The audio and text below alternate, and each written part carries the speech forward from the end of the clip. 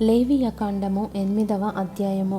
మరియు యెహోవా, నీవు అహరోనును అతని కుమారులను వారి వస్త్రములను అభిషేక తైలమును పాపపరిహారార్థ బలిరూపమైన కోడెను 2 పొట్టేళ్లను గంపెడు పొంగని భక్షములను తీసుకొని ప్రత్యక్షపు గుడారం యొక్క ద్వారమునొద్దకు సర్వ సమాజమును సమకూర్చుమనగా యెహోవా మోషేకు ఆజ్ఞాపించినట్లు అతడు చేసెను.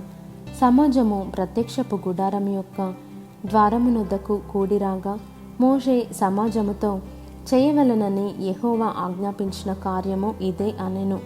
అప్పుడు మోషే అహరోనును అతని కుమారులను దగ్గరికి తీసుకొని వచ్చి నీళ్లతో వారికి స్నానము చేయించెను. తరువాత అతడు అతనికి చొక్కాయిని తొడిగి అతనికి దట్టిని కట్టి నిలువుటంగీని ఏఫోదును వేసి ఏఫోదు యొక్క విచిత్రమైన నడికట్టును అతనికి కట్టి దాని వలన అతనికి ఏఫోదును బిగించి అతనికి పతకము వేసి ఆ పతకములో ఊరీము తుమ్మీమను వాటిని ఉంచి అతని తల మీద పాగాను పెట్టి ఆ పాగా మీదను అతని నొసట పరిశుద్ధ కిరీటముగా బంగారు రేకును కట్టెను. ఇట్లు యెహోవా మోషేకు ఆజ్ఞాపించెను. మరియు మోషే అభిషేక తైలమును తీసుకొని మందిరమును దానిలోనున్న సమస్తమును అభిషేకించి వాటిని ప్రతిష్ఠించెను. అతడు దానిలో కొంచెము 7 మారులు బలిపీఠము మీద ప్రోక్షించి బలిపీఠమును దాని ఉపకరణములన్నిటినీ గంగాలమును దాని పీటను ప్రతిష్ఠించుటకై వాటిని అభిషేకించెను.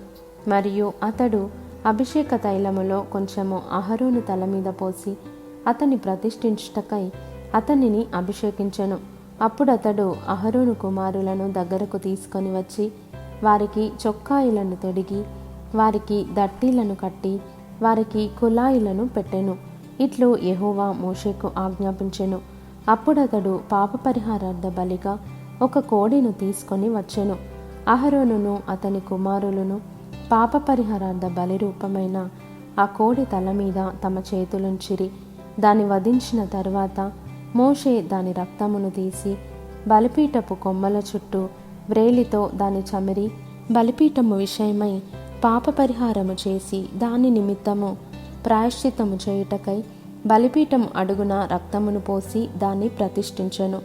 మోషే ఆంత్రముల మీది క్రొవ్వంతటిని కాలేజము మీద వపను 2 మూత్ర గ్రంథులను వాటి క్రొవ్వును తీసి బలిపీఠము మీద దహించెను. మరియు యెహోవా మోషేకు ఆజ్ఞాపించినట్లు ఆ కోడెను దాని చర్మమును దాని మాంసమును దాని పేడను పాలెమునకు అవతల అగ్నిచేత కాల్చివేసెను. తరువాత అతడు దహన బలిగా ఒక పొట్టేలును తీసుకొని వచ్చెను.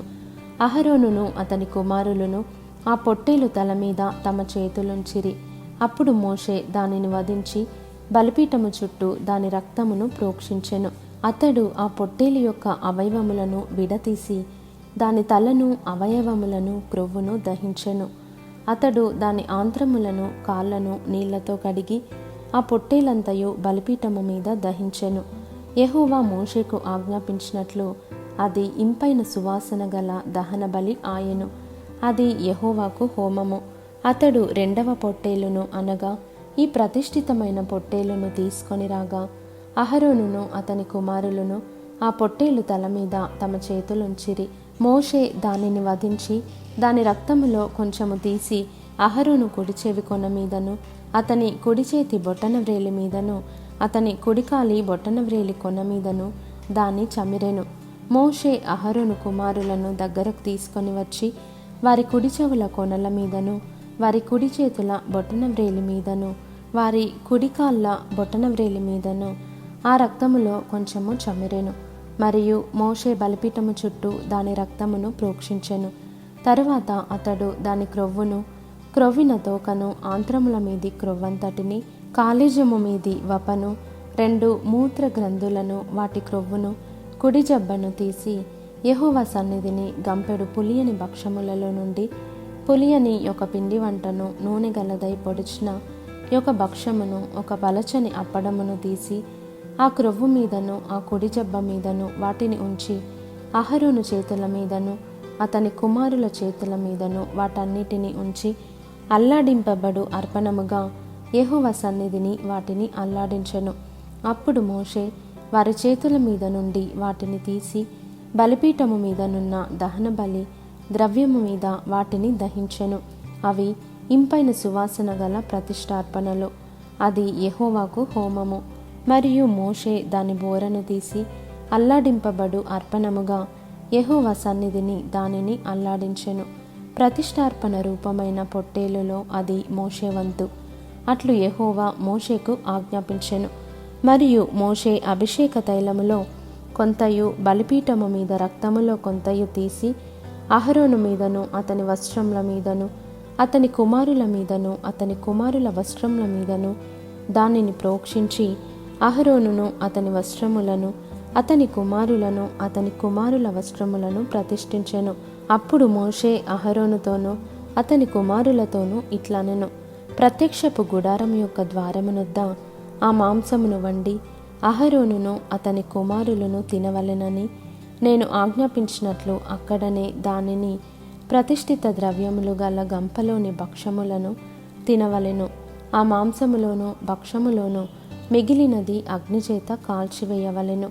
మీ ప్రతిష్ఠిత దినములు తీరు వరకు 7 దినములు ప్రత్యక్షపు గుడారం యొక్క ద్వారమునొద్ద నుండి బయలు వెళ్ళకూడదు. 7 దినములు మోషే మీ విషయములో ఆ ప్రతిష్టను చేయుచుండును.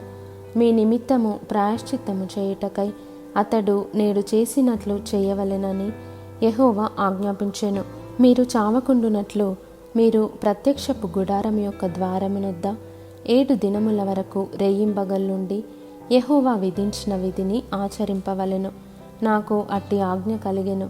యెహోవా మోషే ద్వారా ఆజ్ఞాపించినవన్నీ అహరోనును అతని కుమారులను చేసిరి.